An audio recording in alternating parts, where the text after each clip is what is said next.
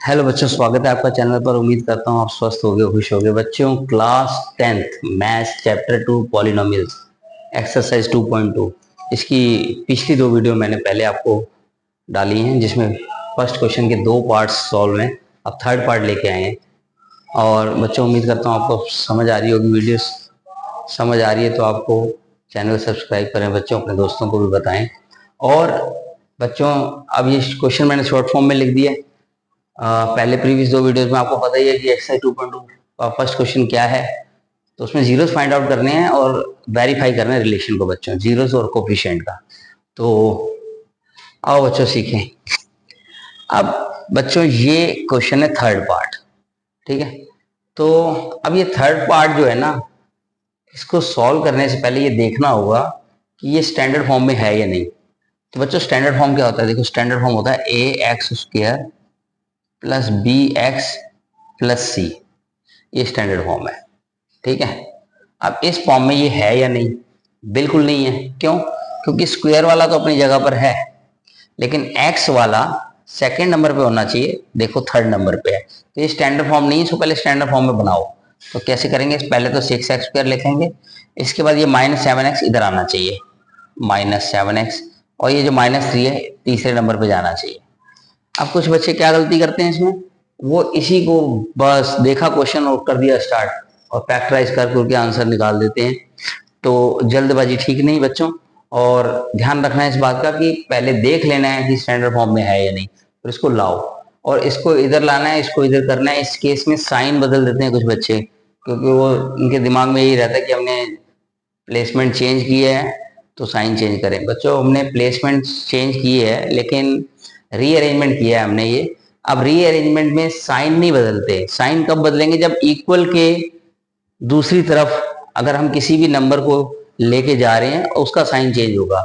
यहाँ पर हम एक ही साइड पे इधर उधर कर रहे हैं या रीअरेंजमेंट कर रहे हैं, तो इस केस में साइन नहीं बदलने आपने। इस बात का ध्यान रखना। बच्चे गलती कर जाते हैं, कहते हैं माइनस का 7x है, इधर लेके आते हैं तो प्लस का हो जाएगा। नहीं, ऐसा नहीं करना बिल्कुल भी। कुछ बच्चे कर जाते हैं बच्चों ऐसी गलती, सबकी बात नहीं कर रहा मैं। और बड़ा ध्यान से देखना है, इसको जल्दबाजी नहीं दिखानी। बच्चे इसको भी फैक्टराइज कर डालते हैं। तो अरेंजमेंट कर लो आप, स्टैंडर्ड फॉर्म में लाओ। अब ये स्टैंडर्ड फॉर्म में अब करने का तरीका आपको पहले से पता है, फिर भी 6 और यहाँ से 3, ये -3, 6 और -3 हम ले रहे हैं। ये -3 यहाँ पे, ये -3, ठीक है। तो अगेन 6 3 क्या हो जाएगा? 18 हो जाएगा। अब 18, 6 3 18, माइनस का 18 है, ठीक है, कोई बात नहीं। 1 के टेबल में 18 होता है बच्चों, 2 में भी होता है, 3 के टेबल में भी होता है। इसके अलावा 6 में, 9 में और 18 में ये 18, 6 3 18 आएगा बच्चों। Very easy. अब क्या करना है हमको? 6x² सेम जैसे प्रीवियस वीडियो में बताया था मैंने आपको, माइनस भी उतारना है। 7 को नहीं करना, x लिखना है, फिर माइनस का साइन है, और फिर 3 एज इट इज उतारने हैं बच्चों। वेरी इजी लग रहा होगा बच्चों। अब हमें देखना है 7 के लिए कौन सा फैक्टर सूटेबल रहेगा। ये नहीं हो सकता। रीजन क्या है? क्योंकि 1 और 18 जोड़ो तो आप प्लस कर दो, 19 बनेंगे, और अगर इसको माइनस करते हो आप तो 17 बनेगा। ना यहाँ 19 है ना यहाँ 17 है, तो ये काम नहीं करने वाला। अगले पे आते हैं, ये करेगा बच्चों। कैसे? क्योंकि अगर मैं इन दोनों को माइनस करूं, 9 से 2 गया 7, तो 7 तो यहाँ पर है बच्चों, तो इसका मतलब 9 -2, 9 से 2 माइनस करेंगे 7 आ गया, तो 9 और 2 फिर फैक्टर बन गए इसके बच्चों। अब क्या करना है? 6x² सेम लिखना है। मैंने बताया था आपको, ये जो माइनस है ना, ये माइनस साइन बदलता है। तो यानी ये प्लस का जो 9 है, ये क्या बन जाएगा? माइनस का, जब ये अंदर जाएगा। और माइनस का जो ये 2 है, ये इस माइनस की वजह से क्या हो जाएगा? प्लस का 2। एक्स तो दोनों को ही मिलना है इस साइड से, तो हम क्या लिखेंगे? -9x -2x, और ये माइनस का, सॉरी माइनस की प्लस हो जाएगा बच्चों, और ये माइनस का 3 एज इट इज। फिर से देखो, ये जो माइनस है अंदर जाएगा, तो जो प्लस का 9 था वो माइनस का 9 हो जाएगा, और जो माइनस का 2 था वो प्लस का हो जाएगा। साइन चेंज करने हैं माइनस की वजह से, एक्स दोनों को मिलना है, ठीक है। अब ये पेयरिंग होगी बच्चों। तो अब पेयरिंग में देखो, ये दोनों 3 के टेबल में कॉमन लेना है हमने बच्चों। यहाँ पर दोनों 3 के टेबल में आते हैं, और दोनों में ही x है, तो हमने 3x कॉमन हो गया हमारा। अंदर क्या बचता है देखते हैं। 3 के टेबल में 6 कब आता है? 2 पर आता है, और एक x ऑलरेडी बच्चों निकाल लिया, तो अंदर क्या बचेगा? एक x। माइनस का निशान है तो माइनस साइन लगा दो बच्चों। अब 3 के टेबल में 9 देखो तो वो तो 3 पर आएगा, 3 3 जा 9। अब x बाहर कॉमन ले लिया इसलिए x मत लिखना बच्चों। अब यहाँ प्लस का साइन है, देखो प्लस कर लिख लो। अब ये देखो कि इनमें से क्या कॉमन आ रहा है, तो बच्चों दोनों में x तो है नहीं इसलिए x कॉमन नहीं आएगा।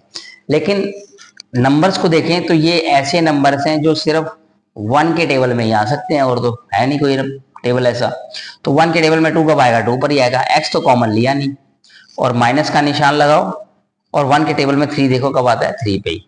तो बच्चों मैंने आपको पहले भी बताया था, अगर यहाँ प्लस का साइन है तो एज इट इज ये साइन नीचे आएगा, और अगर ये माइनस का साइन होता तो फिर साइन चेंज करते अंदर का, ये माइनस का क्या हो जाता प्लस, और अगर प्लस होता तो माइनस हो जाता। किस वजह से, अगर यहाँ माइनस होता, क्योंकि जो प्लस है प्लस की वजह से जैसा साइन है वैसा ही लगाना है। अब देखो अब दोनों सेम आ रहे हैं, इसका मतलब हम ठीक कर रहे हैं। तो अब 2x माइनस 3 कॉमन आ गया बच्चों, क्योंकि यहां पर भी है और यहां पर भी है, तो अंदर क्या बचता है 3x और यहां से +1। अब क्योंकि हम जीरोस निकाल रहे हैं बच्चों, फाइंड जीरोस, तो क्या करेंगे, दोनों को जीरो, इन सबको जीरो के इक्वल रखना पड़ेगा क्योंकि जीरोस निकाल रहे हैं। तो अब क्या होगा 2x minus 3 is equal to 0 comma 3x plus 1 is equal to 0। तो बच्चों माइनस का 3 अब इक्वल के उधर जा रहा है, साइन बदलेगा, प्लस का 3 हो जाएगा, और 3x ये प्लस का 1 हो जाएगा, क्या बन जाएगा माइनस का 1। ठीक है। अब कई बच्चे सोच रहे होंगे ये 0 कहाँ गया, अरे 0 0 है उसको हटा दो, क्या हो गया -3 तरफ चला गया, प्लस का 3 बन गया, 0 को ना लिखें क्या फर्क पड़ता है। तो x की वैल्यू क्या होगी 3, ये मल्टीप्लाई है बच्चों, तो मल्टीप्लाई नीचे जाके क्या बनता है डिवाइड। इसी तरीके से यहां भी 3 मल्टीप्लाई है, तो मल्टीप्लाई जब उधर जाएगा तो क्या बनेगा डिवाइड। तो ये बच्चों दो फैक्टर्स आ गए या दो जीरोस आ गए, इन्हें हम अल्फा बीटा कहते हैं। तो बच्चों देखें ये हमारा अल्फा है 3/2, ये देखो 3/2, और दूसरा बीटा है -1/3। तो इस तरीके से -1/3 हो गया बच्चों। अब हम इसमें वेरिफिकेशन करेंगे। वेरिफिकेशन बहुत इजी है बच्चों, वेरिफिकेशन समझते हैं। तो वेरिफिकेशन करनी है हमें, वेरीफाई रिलेशन करना है जीरोस और कोफिशिएंट्स में। तो सबसे पहले सम निकालेंगे। सम का दो तरीके हैं निकालने के, एक अल्फा प्लस बीटा है जो प्रीवियस वीडियो में बताया आपको बच्चों, और एक -b/a है। तो ये कोफिशिएंट्स का काम करेंगे और ये जीरोस हैं अल्फा प्लस बीटा। तो अल्फा कितना है हमारा 3/2 देखो आप, और प्लस का साइन लगाओ, प्लस लिखा है तो। बीटा क्या है -1/3। अब देखो प्लस माइनस इकट्ठे लिखे आ रहे हैं, दो साइन इकट्ठे नहीं होने चाहिए, ब्रैकेट लगा दो। ठीक है बच्चों, यहां पर आओ तो यहां पर माइनस तो लगा ही हुआ है। अब b की वैल्यू देखनी है, तो देखो यहां से b है सेकंड नंबर पे, तो सेकंड नंबर पे यहाँ पे क्या है -7। b x का कोफिशिएंट है, तो x का कोफिशिएंट यहाँ पर क्या है -7, तो यहाँ -7 लेना है। दो साइन इकट्ठे नहीं आ सकते, ब्रैकेट लगा दिया बच्चों। और a की वैल्यू देखो, a x² का कोफिशिएंट है, तो यहाँ पे x² का कोफिशिएंट कौन सा है 6, यहाँ 6 लिखो बच्चों। अब यहाँ एलसीएम लेना पड़ेगा बच्चों, 2 3 जा 6, यहाँ एलसीएम क्या बना 2 3 जा 6। अब देखो 2 के टेबल में 6 कब आता है, डिनोमिनेटर से डिनोमिनेटर देखो आप, 2 के टेबल में 6 कब आता है 3 पर, तो 3 से इंटू कर दो ऊपर वाले 3 को। अब प्लस माइनस क्या होगा बच्चों, माइनस होगा।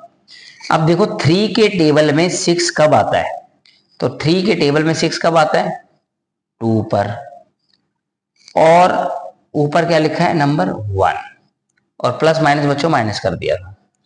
अब यहां देखो माइनस माइनस क्या हो जाएंगे प्लस, और नीचे ये 7/6 एज इट इज हो जाएगा। अब देखो बच्चों यहाँ पे 3 3 जा 9 हो गया, 2 1 जा 2 हो गया, और नीचे क्या है 6, और यहाँ क्या हो गया 7/6।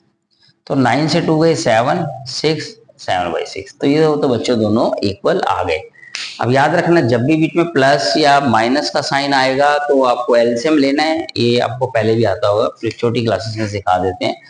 अब हम करते हैं प्रोडक्ट के लिए। तो प्रोडक्ट होता है बच्चों अल्फा इंटू बीटा यानी मल्टीप्लाई, और आगे इसका एक और फार्मूला है c/a। तो अल्फा तो हमें पता है 3/2 है बच्चों, और मल्टीप्लाई का साइन आएगा, बीटा की वैल्यू क्या है -1/3। अगेन बच्चों हम देखो दो साइन इकट्ठे आ गए तो क्या लगाओगे ब्रैकेट। उसी तरीके से c देखो यहाँ पर c कांस्टेंट टर्म है, लास्ट वाली को कांस्टेंट टर्म बोलते हैं, और इधर से कांस्टेंट टर्म लास्ट वाली क्या है -3, तो हमें -3 लेना है। और a की वैल्यू देखो, a x² का कोफिशिएंट है, और यहाँ पर x² का कोफिशिएंट क्या है 6, तो इसलिए 6 लेंगे। आप यहाँ पर हम कट कर सकते हैं, 3 वन जा 3, 3 वन जा 3। अब बच्चे क्या गलती करते हैं, मल्टीप्लाई में तो हम कट कर सकते हैं, कुछ बच्चे ऐसे हैं जो गलती कर देते हैं, यहाँ पर भी कटिंग कर देते हैं। तो ऐसी नहीं करनी मूर्खता हमने, इसको नहीं काटना, क्योंकि यहाँ पर तो प्लस या माइनस का साइन आ गया तो बच्चों एलसीएम करना पड़ेगा आपको। यहाँ पर मल्टीप्लाई है तो आप टेबल से कट करो, ठीक है।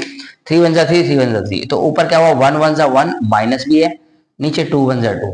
आओ इधर देखते हैं, 3 वन जा 3, 3 टू जा 6, तो यहाँ पर भी बच्चों -1/2 आया। तो इस तरीके से बच्चों ये वेरीफाइड हो गया। उम्मीद करता हूँ आपको समझ आई होगी बच्चों। इस वीडियो को 2-3 बार देखें, प्रैक्टिस करें, आपको बिल्कुल क्लियर हो जाएगा और समझ आएगी आपको। बच्चों समझ आती है, चैनल को सब्सक्राइब करो, इसी तरीके की आगे वीडियोस मैं लाता रहूंगा।